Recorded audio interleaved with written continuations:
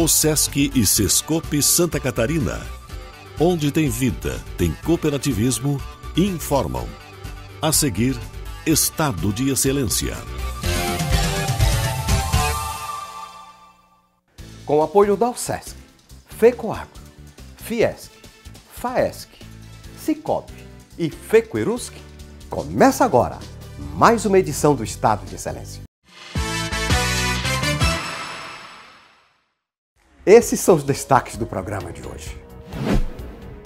Uma breve história do cooperativismo de crédito de Santa Catarina, contada por um dos seus protagonistas. Nós temos produtos que nós chamamos de produtos financeiros, que são as operações de crédito, de financiamento, de empréstimo simples, investimentos de modo geral, agora a carteira de câmbio. O empreendedor brasileiro surpreende pela ousadia e criatividade. A Temasa é uma indústria de móveis de madeira maciça de pinos, dedicada exclusivamente ao mercado de exportação. É uma empresa 100% verticalizada. Floripa nas alturas. O desafio de se melhorar uma história de sucesso. E isso é uma preocupação do nosso movimento também. Vamos continuar com esses assuntos, mas antes, vamos à informação de mercado. Mercado. Oferecimento Faesc, a Federação da Agricultura e Pecuária de Santa Catarina. A Unidade Industrial de Fertilizantes da FECOAGRO, a Federação das Cooperativas Agropecuárias do Estado de Santa Catarina, localizada em São Francisco do Sul, nasceu com a ideia de fortalecer os pequenos produtores rurais vinculados ao cooperativismo catarinense, com oferta de fertilizantes de alta qualidade, com preços mais acessíveis. Criada em 2002, a unidade produz, atualmente, 500 mil toneladas ano, mas tem capacidade para produzir 700 mil toneladas ano. As cooperativas de Santa Catarina são grandes consumidoras de fertilizantes, estavam sempre dependentes de intermediações. Então, na liderança de Auribo Danese, se pensou em fazer uma indústria, uma fábrica que pudesse processar o fertilizante, fazer a mistura do fertilizante das matérias-primas importadas para atender os agricultores através das cooperativas. O objetivo principal era o abastecimento dos agricultores, mas, por outro lado, também um regulador de preços, porque com a adesão da FECOAGRO na indústria de fertilizantes, a gente conseguiu regular o preço e hoje o mercado em Santa Catarina parte a partir dos preços da FECOAGRO. Então esse foi o objetivo principal, além do abastecimento, e também manter a qualidade, para que o agricultor recebesse o fertilizante realmente que necessita, que não houvesse nenhuma adulteração, que na época existia, e com isso garantir a produtividade no campo, uma vez que é um insumo muito caro e que precisa ter a sua rentabilidade. Não existe agricultura de alta escala, ou de alto volume, se não existir defensivo para defender as plantas e fertilizante para fertilizar o solo. Ivan, a utilização desses dois produtos é bastante questionada pelos ambientalistas, que também criticam a permissividade do governo brasileiro em relação ao uso de agrotóxicos. Do seu ponto de vista, quais são os riscos e quais são os níveis de segurança na utilização de defensivos e de fertilizantes? A gente não pode levar esse lado para a ideologia de algumas pessoas que criticam o defensivo agrícola, ou o agroquímico, o agrotóxico, como eles costumam dizer. Na verdade, para você liberar um agroquímico para usar na planta, tem uma série de controles pelos órgãos do governo. Nenhum produto é liberado se não tiver a garantia de que não vai fazer mal para a saúde ou para o meio ambiente. Mas para isso precisa seguir as regras, as recomendações técnicas. Ou seja, o agricultor que usar o defensivo dentro das linhas técnicas recomendadas por um agrônomo ou por alguém da área de agronomia, certamente não terá nenhum risco. Agora, se ele não seguir as normas, ele corre riscos. O remédio também tem riscos. Se você não tomar o remédio de acordo com a orientação médica, tu corre riscos. A mesma coisa é o defensivo agrícola. Se você não seguir o que o técnico recomenda, tu tem risco. Mas a grande maioria segue.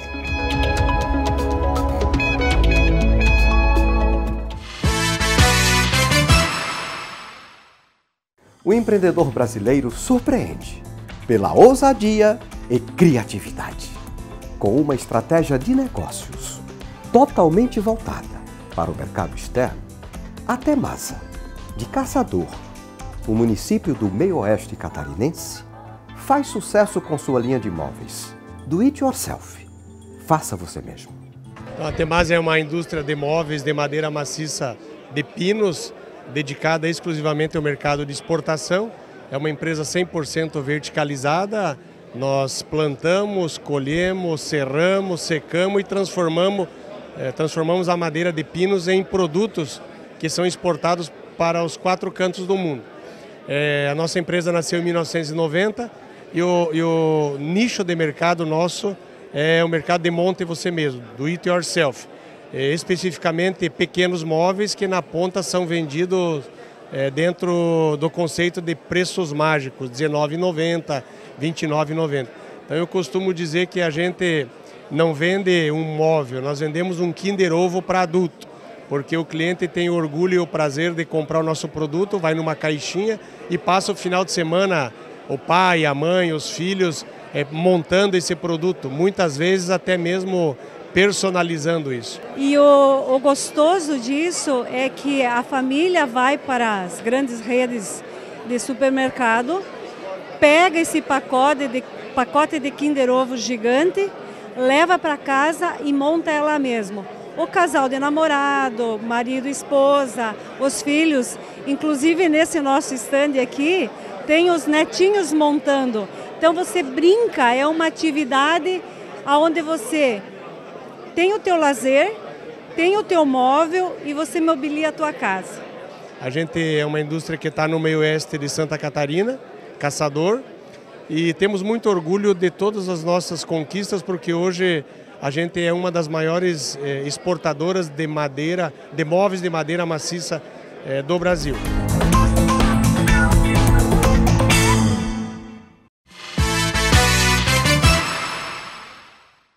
Floripa nas alturas. Os desafios para se melhorar uma história de sucesso.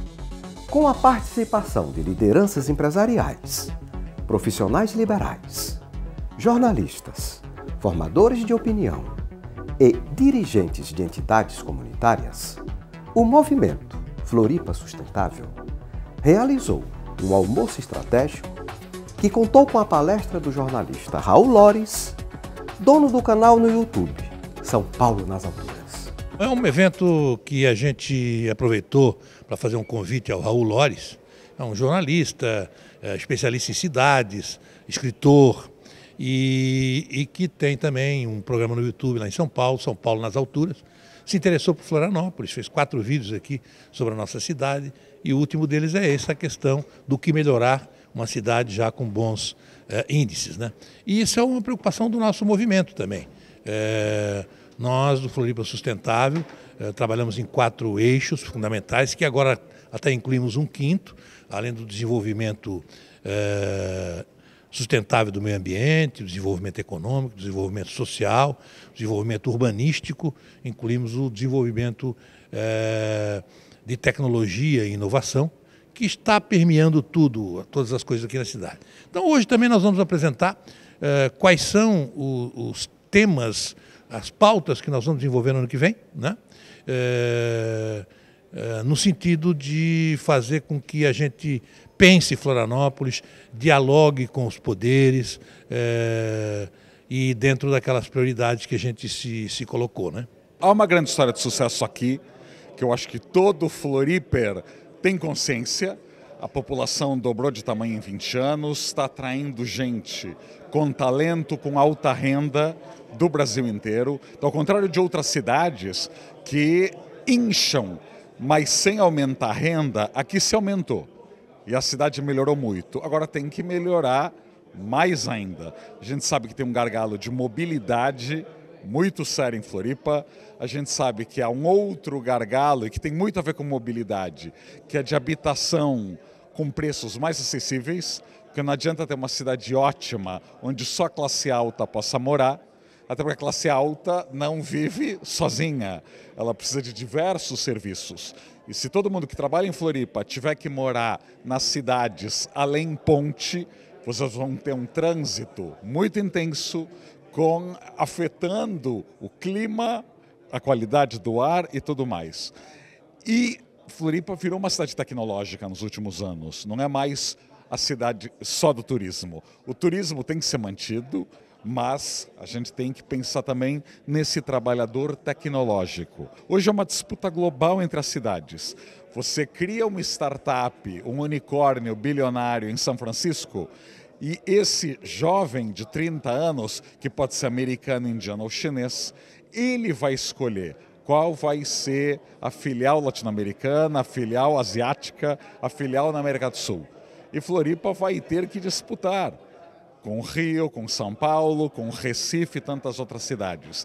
Florianópolis é uma cidade especial e que tem pressa em tudo que ela faz. Nosso objetivo enquanto gestor público é aumentar a velocidade na transformação da cidade. Transformação com responsabilidade, com sustentabilidade, incluindo as pessoas que precisam ser incluídas, mas sem dúvida projetando e executando, construindo a cidade do futuro. A cidade que a gente quer para os nossos filhos e para os nossos netos.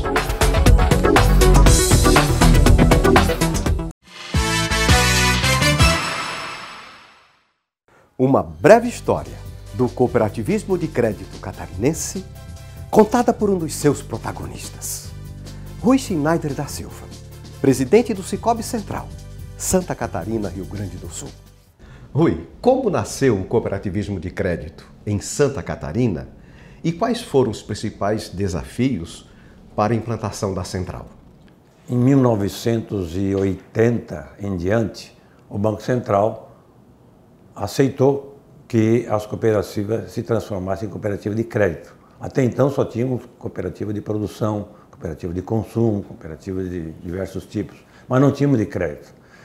E aí as cooperativas de produção começaram a se organizar e vislumbrar a possibilidade de criar cooperativa de crédito, né? Porque trabalhava com o Banco do Brasil, trabalhava com o BESC, trabalhava com outras entidades, mas não tinha o crédito próprio. E os associados sentiam essa necessidade. Então saíram grupos das cooperativas de produção para ver nesse Brasil afora como funcionavam algumas cooperativas de crédito que já existiam naquele período, né? E eu inclusive fiz parte de um grupo que foi para São Paulo ver, na época eu me lembro da Coopercotia, que tinha um ramo de crédito lá dentro, fomos lá ver como funcionava a cooperativa de crédito lá. Outro grupo foi para o Paraná e outro grupo foi para o Rio Grande do Sul. Com isso, as cooperativas de produção criaram, na oportunidade, em 1984, foram criadas 6 cooperativas de crédito no oeste de Santa Catarina, no Sicoob. Essas 6 cooperativas se juntou-se inclusive a Aurora e a Cooper Central de Leite de Itajaí para dar força e começaram a unidas fundar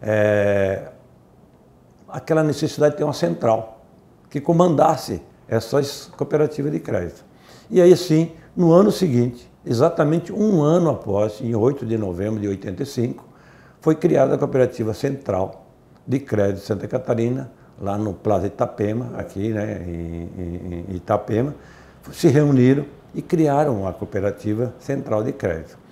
Então ficou parte trabalhando com o Banco do Brasil, com repasse, parte trabalhando com o BESC, compensação, e passando aquele período de transição para o cooperativismo de crédito em si, nas cooperativas de produção. A princípio, as cooperativas de produção criaram trabalhos de crédito dentro delas. Depois, então, sim, aí foram se criando outras cooperativas de outras regiões, foram juntando, e hoje nós chegamos a 38 cooperativas vinculadas ao Sicoob Central Santa Catarina, que atua na nossa área de ação, que é Santa Catarina e Rio Grande do Sul. Rui, qual é a capilaridade das 38 cooperativas que são vinculadas à central? Bom, elas atuam hoje no estado do Paraná, porque algumas estatutariamente têm municípios no estado do Paraná, na sua área de ação. A central não. A central tem Santa Catarina e Rio Grande do Sul. Mas as cooperativas, elas têm os estatutos próprios. E algumas têm lá. E hoje nós já temos 40 pontos de atendimento em municípios no Paraná. Nós temos hoje 134 municípios no Rio Grande do Sul. E temos 286 municípios em Santa Catarina. Santa Catarina tem 295 municípios, faltam apenas 9 para nós atingirmos. Então, as 38 cooperativas, elas estão crescendo, queremos chegar a 100% dos municípios de Santa Catarina, e no estado do Paraná e no estado do Rio Grande do Sul, aí são estados maiores, nós vamos aos poucos, vamos crescendo à medida, como diz o outro, você dá o passo conforme a perna, não é? E o que você atribui o crescimento do cooperativismo de crédito no âmbito da central? Eu acho que depende tudo do trabalho que as nossas cooperativas fazem lá na ponta. Nós temos produtos que nós chamamos de produtos financeiros, que são as operações de crédito, de financiamento, de empréstimo simples, investimentos de modo geral, agora a carteira de câmbio, que eles são criados pela nossa central, mas também a cooperativa tem a liberdade de criar produtos próprios.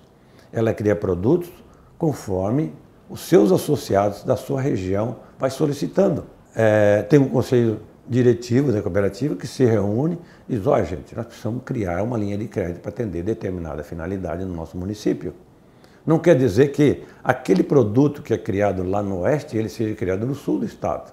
No sul já pode ter outros produtos além. Mas nós temos um bloco de produtos que são comuns a todas.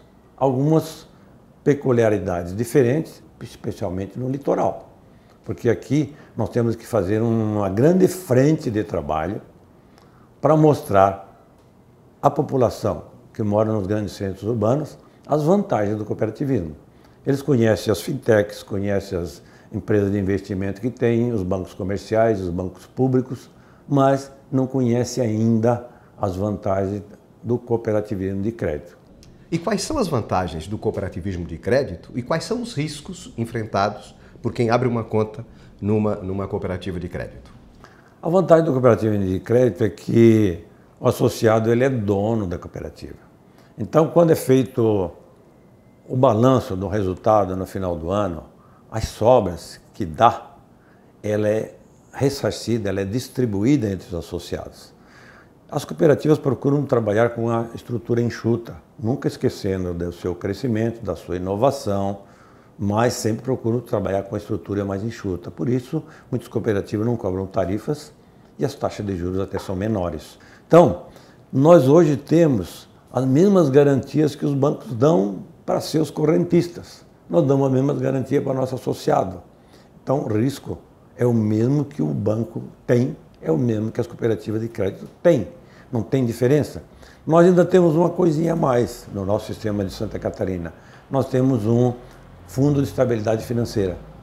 O nosso Fundo de Estabilidade Financeira, hoje ele tem um saldo aí de aproximadamente 1.459 bilhões de reais. Esse valor ele está guardadinho, aplicado, para qualquer solavanco que dê alguma cooperativa, qualquer solavanco que dá na economia brasileira, que haja uma necessidade de uma intervenção da central, nós temos esse recurso. Além disso, os bancos oferecem o quê? O fundo garantidor para os nossos clientes. Nós também temos o fundo garantidor para o nosso associado. O valor é o mesmo que os bancos oferecem. Então, Raimundo, eu diria para você, não há diferença entre cooperativa de crédito e bancos. O que há diferença é no atendimento. Por quê? Nós hoje não esquecemos a parte presencial. Nós estamos crescendo virtualmente, mas não esquecemos a parte presencial. As cooperativas, elas são nos municípios e elas levam essa vantagem em função dos bancos, porque os bancos estão reduzindo os pontos de atendimento e nós estamos aumentando o ponto de atendimento. Quando o associado vê no final do ano, opa, houve um crédito na minha conta aqui. O que será que houve? É a cooperativa que distribuiu a sobra na sua conta. Essas sobras são os lucros, não é isso? São os lucros que os bancos chamam de lucro e nós não podemos chamar de lucro porque a legislação diz que tem que ser sobra, né? Mas na realidade é a mesma coisa. Então, você faz o teu balanço no final do ano, a Assembleia decide o que fazer com essa sobra, com esse lucro. E aí é que o associado leva a sua vantagem e que todos precisam conhecer essa vantagem. Rui, não obstante o investimento em tecnologia, quer dizer, uma das características muito fortes do Sicoob é o atendimento presencial. Eu acho que vai demorar para nós deixarmos de lado o presencial. Vai demorar muito, muito tempo. Por quê? A gente nota que o associado tem prazer, para ele é uma satisfação ir na cooperativa. Ele conhece o presidente, ele conhece o diretor, ele conhece o gerente, ele conhece o atendente, já conhece pelo nome. E ele chega lá, mesmo que ele não queira fazer nenhuma operação, ele tem um cafezinho, tem uma água para bater um papo, ele tem alguém, amigo para conversar. Por quê? Porque ele é associado, ele é dono da cooperativa. E ele se sentindo assim, ele se sente bem nesse meio. Então, essa cria uma humanidade, né?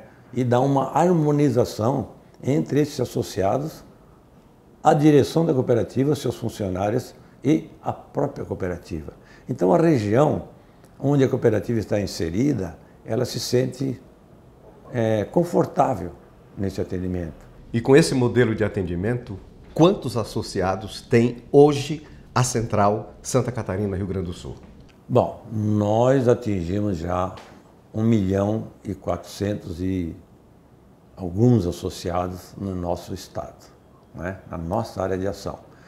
No Brasil, o Sicoob, sabe que ele é a nível nacional, nós temos 7.600.000 associados. Esse contingente de associados que geram aí ativos no nosso estado em torno de 45, 46 bilhões de reais, e nós temos a nível nacional ativos que chegam a 267, 268 bilhões de reais. Então, a movimentação que esses 7.600.000 associados a nível nacional têm já é considerado um grande número, e o Banco Central próprio diz que é uma das maiores inclusões financeiras que tem no nosso país, são as cooperativas de crédito. Por isso que eles cada vez estimulam mais, né? E quando se fala em pontos de atendimento, nós estamos cada vez crescendo mais. Nós estamos presentes em mais de 2.400 municípios no Brasil, sendo que desses aí, em torno de 230, 240, só existe o Sicoob. Não existe outra instituição financeira no Brasil. Então, a inclusão que nós estamos fazendo, ela é a olhos vistos, ela é crescente. E aí as cooperativas têm que se sobressair. Elas têm que mostrar trabalho, elas têm que mostrar serviço. E esse atendimento que nós temos, presencial, é o que faz a diferença. Bom, você tem uma experiência muito grande com o cooperativismo que é praticado na Europa. Você tem um intercâmbio com os principais dirigentes europeus, e lá a realidade ela é um pouco diferente da realidade brasileira. O que é que você projeta para o futuro do cooperativismo de crédito, baseado no que você conhece já na Europa? Eu vejo, posso estar muito enganado, mas eu vejo que o cooperativismo europeu ele estagnou, né? Por quê? Ele não fez o que o brasileiro está fazendo. No Brasil, nós estamos trabalhando com as crianças, com os jovens, né, os adolescentes e as pessoas que estão começando as suas atividades. E lá na Europa, não. O europeu ele está envelhecendo. Teve um depoimento próprio no Crédit Agricole, na França. Nós tivemos uma palestra lá com o presidente do banco e ele disse assim, uma coisa que nós temos que aprender com vocês é sobre o atendimento que vocês fazem ainda à classe desde criança, de jovem, adolescente e tudo mais, vocês vão fazendo esse trabalho. Então nós temos hoje as nossas cartilhas infantis que a gente prega nas escolas. A gente tem um trabalho junto aos escoteiros que trabalham com jovens, né? Nós procuramos incentivar bastante. E todos os eventos onde tem a juventude, a gente está procurando chegar. Lógico, Raimundo, que para você chegar a tudo isso, você precisa de um investimento alto, né? Investimento em publicidade, investimento em trabalho, com pessoal e tudo mais. Então a gente tem que ir aos poucos, mas a gente vê que nós estamos no caminho certo. E um dia eu gostaria de ver nas regiões do Brasil, da metade do Brasil para cima, vamos dizer assim, que tivesse o mesmo crescimento do cooperativismo de crédito como tem no Sul. Sul que eu digo, Minas, São Paulo para baixo. Lógico que depende também das condições econômico-financeiras do nosso Brasil, né? Das pessoas do mundo de hoje, para poder chegar e nós temos realmente um cooperativismo de crédito atuante nesse Brasil inteiro. E com votos de mais sucesso ainda, eu agradeço a gentileza da entrevista. Olha, Raimundo, eu digo que sempre é uma satisfação recebê-los, porque nós precisamos da imprensa, nós precisamos da mídia, nós precisamos de vocês nos acompanhando e, quem sabe, indo na nossa frente, mostrando o que é o cooperativismo. Sucesso, Rui. Obrigado. Termina aqui o programa de hoje. E se você deseja rever matérias desse programa e também dos anteriores, acesse o site estadodeexcelência.com.br. A gente se vê na próxima semana em mais um caso de excelência. Um grande abraço e até lá!